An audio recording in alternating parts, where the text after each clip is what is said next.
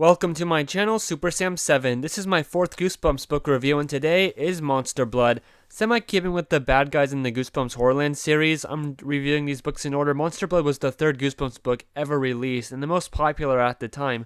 The actual Monster Blood is like Silly Putty. The horrifying thing is that it can glow in the dark and bounce like a ball when thrown. However, it is also alive. It will move on its own and consume anything it can envelop, including people and animals, to add to its mass. There won't be many pictures in this video since I have this book in the Goosebumps Monster Blood collection, which has Monster Blood 1 through 3, not 4. I have never even read number 4. The story is about a kid named Evan Ross. He has to stay with his Aunt Catherine. His aunt is very weird and mean to him. She is deaf too. He meets a girl in her neighborhood named Andy, and they go to a toy store and find a can of Monster Blood and buy it.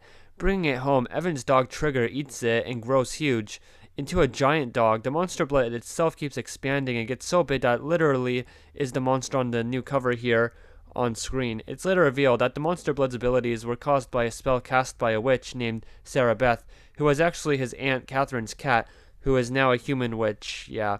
She meets her demise when Trigger, the dog, knocks her into a huge mass of Monster Blood, which causes the Monster Blood to shrink into a puddle, and the ending sets up a sequel too. Rereading this story, it did not live up to my memories, and as a kid, this was my favorite Monster Blood story out of the first 3 books. Maybe that will change as I continue the series. So far, this is the worst Goosebumps book I've read in the review series I've been doing. Monster Blood is actually barely in it, and all the revelations about the witch cat and that she caused the Monster Blood to grow and eat is in the very last 10 pages or 30 pages. I love shape-changing villains, and Monster Blood isn't really that even of a shape-changing villain, though I thought he was. There is a chase at the end of the book where Evan and Andy run away from the Monster Blood and in the Aunt Catherine's house, where it's all revealed that the last 20 years, Aunt Catherine, yeah, she has a big moment here. She has been pretending to be deaf and hasn't learned sign language, so Sarah Beth can never come back to human and stay a cat forever. Yeah, I know, it's very weird, out of nowhere ending of Goosebumps. One of the least entertaining ones, though. The thing I hate is how Monster Blood has no personality. It is just like a weapon, and the thing the story is mostly focused on is Trigger eating it and growing big, and that's kind of boring to me.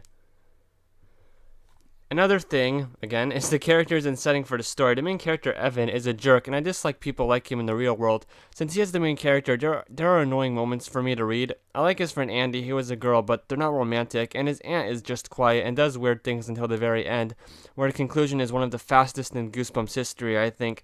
Amazingly, I still found the book entertaining enough to read. I did like the dog stuff, because I kind of forgot all the details about it, and when they went into the old toy store, where they found the old Monster Blood toy, a can of with Silly Putty in it, the Monster Blood just becomes bad, quote-unquote bad, after Sarah Beth puts a curse on it. That also stunk, that it's just a monster because of a curse put on it. This is one of the most known Goosebumps book and monsters, and I'm afraid it doesn't live up to the hype for me. The Monster Blood monster should have done way more, and unfortunately, he doesn't return like this in books 2 and 3.